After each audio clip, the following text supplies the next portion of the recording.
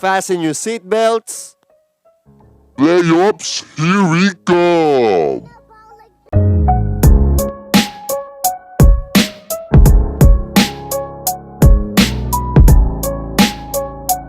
Alright, so after ng 2 linggo na naglaro sa bubble yung 22 na NBA teams, we just saw how it played out and everything seems to be all set. Isa na lang ang hinihintay natin at magsa-start na tong NBA playoffs. So, let's start with the Eastern Conference. Milwaukee Bucks will be facing the Orlando Magic, number 1 versus number 8 matchup yan.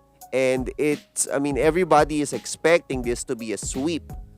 Sa season series natin for the 2019-2020 season, 4 na beses sila nagharap and Milwaukee Bucks actually swept the Orlando Magic. May news actually na si Giannis Antetokounmpo was suspended for just 1 game dahil kung maaalala nyo, hinedbat niya si Mo Wagner. But that's it. I was expecting that to be longer than just 1 game dahil you cannot just hit someone. As far as I know, last time I checked, you cannot headbutt someone all of a sudden and expect not to miss more than just a game. But well, what can we do? Nag-decide na sila. Giannis will just be suspended for just a game. Just in time, para sa game 1 ng playoffs, he'll be right back. And wala tayong i-expect na maganda rito actually. Orlando Magic, they've been in this weird position na they're not bad enough to get high picks, but at the same time, they are just, qualifying for the playoffs just for the sake of qualifying for the playoffs. They just get beaten and get swept here and there. Wala tayong ina-expect na mataas sa kanila. And same thing for this year na nasa playoffs sila, which means they will not get a high pick sa NBA Draft 2020. So they are just on that happy medium na you're contending at the same time, you're not really going for the championship anytime soon and you cannot rebuild in such a way na wala ka namang mataas na pick. Yung Milwaukee Bucks, just to note, ganyan din sila dati. If you could remember, they've been in that position before. In fact, nakuha nila si Giannis Antetokounmpo, number 13 pick. Hindi high pick si Giannis, 13 pick yan. So, kind of a bleak future sa Orlando Magic. I'm not sure kung paano nila magagawa ng paraan yan for them to be much higher and much more competitive sa playoff hunt. And, well, if there's anything na maganda na nag-come up dito is Markelle Fultz started to play better.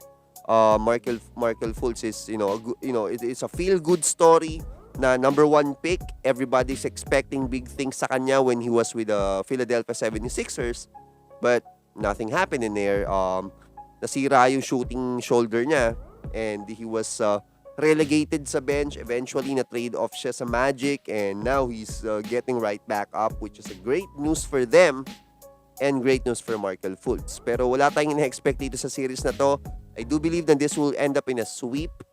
4-0 just like the season series and the Bucks will go on for the next round.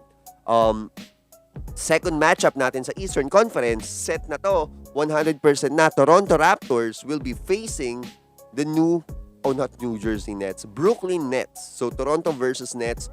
As we all know, New Jersey Nets, wala si Taurean Prince, wala si Durant, wala si Kyrie Irving, maraming absent sa kanila. DeAndre Jordan is also out and this is not gonna be a good outing for them facing the defending champions. Wala na si Kawhi pero Siakam is there, Ibaka is there, Fred VanVleet is there, and all the guys. By committee yung offense sila. Kyle Lowry also is there. We forgot about him, but OG Anunoby is also there. So same thing.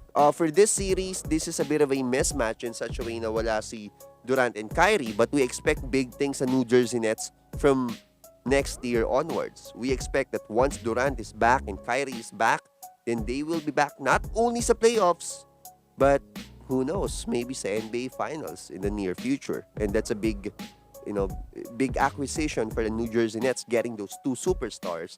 But this is, a part of not really the building of the team, pero yung progress ba na ito yung kumbaga experience building na for the bench and for the role players. They never really expect they do not expect this thing to go far. And season series sila 3-1. They actually won one game against Toronto for this season. But that being said, this is a different situation now. Daming walang players sa kanila.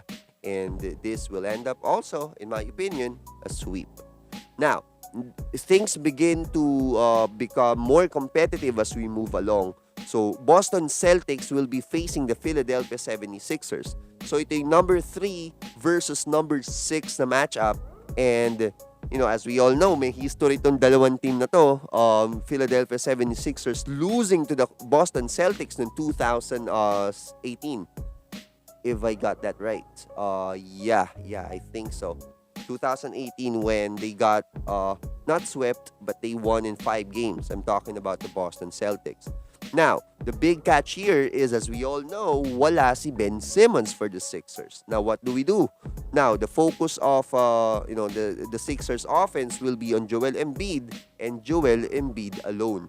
Now, can the Celtics exploit the absence of Ben Simmons? Absolutely. Andyan si Tatum, andyan si Jaylen Brown na would abuse the fact na wala si Ben Simmons, and they will just attack the basket here and there.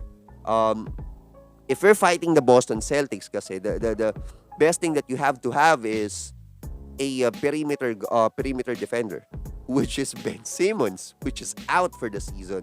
So I don't know who would step up sa Sixers. Would it be so you want to have a perimeter defender if you're fighting the Boston Celtics. With the absence of Ben Simmons, I don't think na si Thybulle, si Korkmaz, and Tobias Harris actually can be the guy. Pero he's so inconsistent. He has always been inconsistent. And I'm actually trying to think of the name Shake Milton. So Shake Milton is also inconsistent, but he won he showed the flashes of greatness defensive in pagdating sa Sixers, and I hope that continues.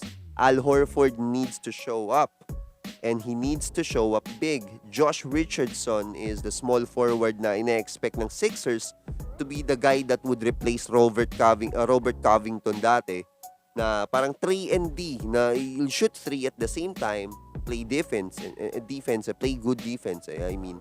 And it seems like right now, with the way things are going, Josh Richardson is not doing his job all that well.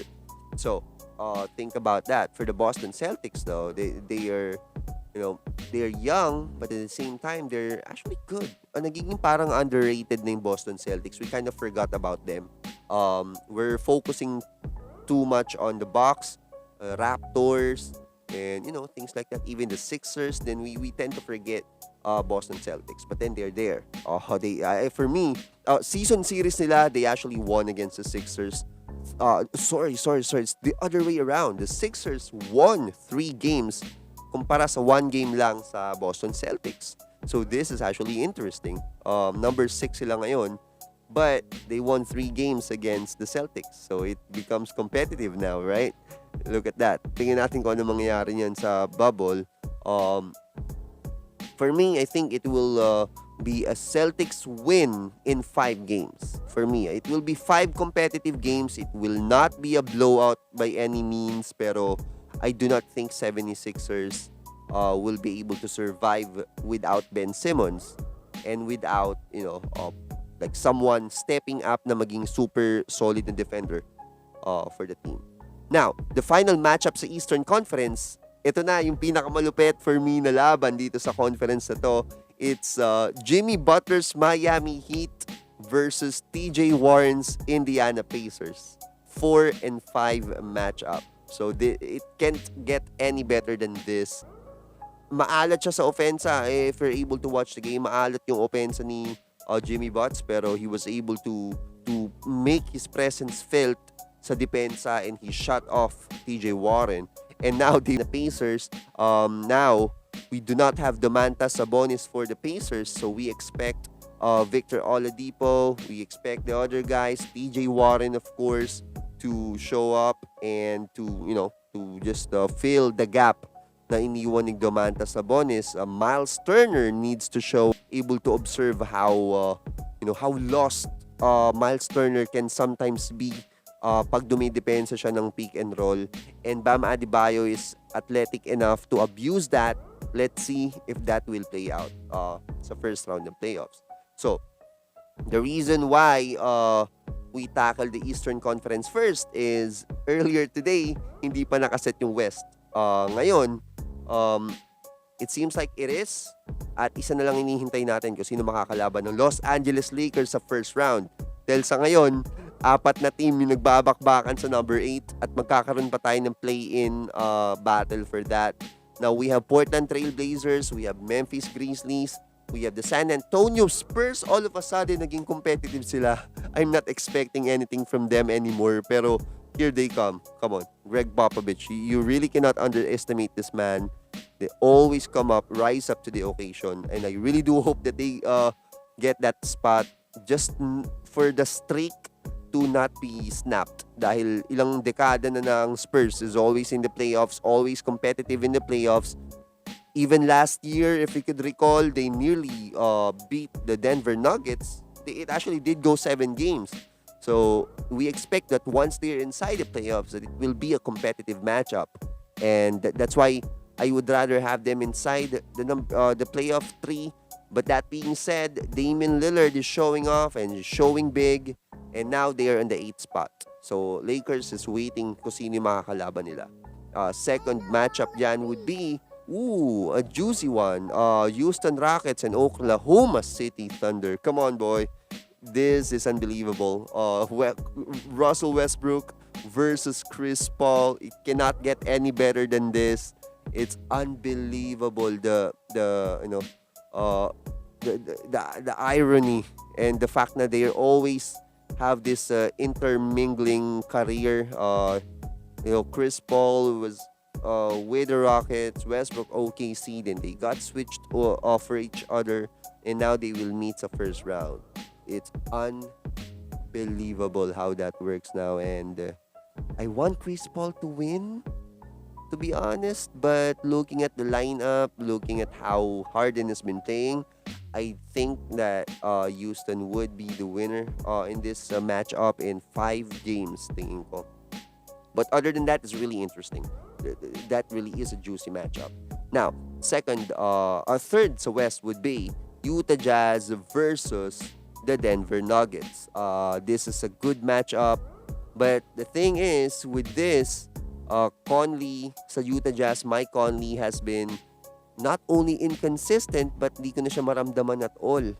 And Donovan Mitchell actually is decent, but has a tendency of shooting you out of the game when it comes to just flinging the ball up in the air and hope that it goes in. 14 out of 33, yung mga ganong uri na field goal percentage na you got 25 or 28 points, pero how many possessions did you have to lose by chucking up misses and things like that para lang makuha yung points na yun. So, nagiging parang Rudy Gay na siya in such a way na nagiging black hole na siya sa offense. For me, this is for me. But, Jordan Clarkson, I hope would help. But for the Denver Nuggets, on the other side, they have MPJ, they have, they have Jokic, they have all the guys, and, I do believe that they have a more fluid offense and overall mechanism ng team, and I think Denver Nuggets would be enough to beat the Utah Jazz. And the other one, this is actually good too. Clippers versus Dallas Mavericks. Now, this is also a good matchup. Doncic, Porzingis versus Paul George and Kawhi Leonard. Now, as juicy as this matchup is, I do not think that this will be competitive at all. The Los Angeles Clippers has this choking defense na hindi ka talaga pagagalawin with,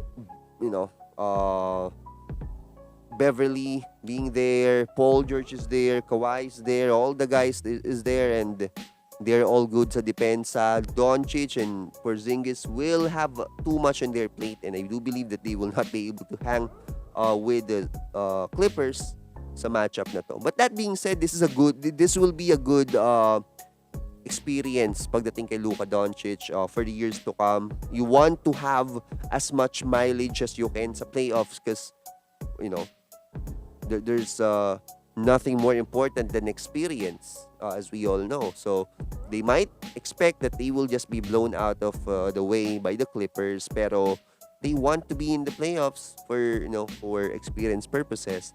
But we never know. But yeah, I think they will be too much. So yun yung mga playoff matchup natin na set. Hinihintay lang natin kung sino yung gugulpihin na Lakers sa first round. If it's gonna be Blazers, for me, it will be tougher. But if it will be the Spurs, it will be tough. But if it's the other two, if it's the Suns, or if it's of course if it's the Suns or the Memphis, then we don't expect that to be all that exciting and competitive. So yun lang. Thank you so much for watching.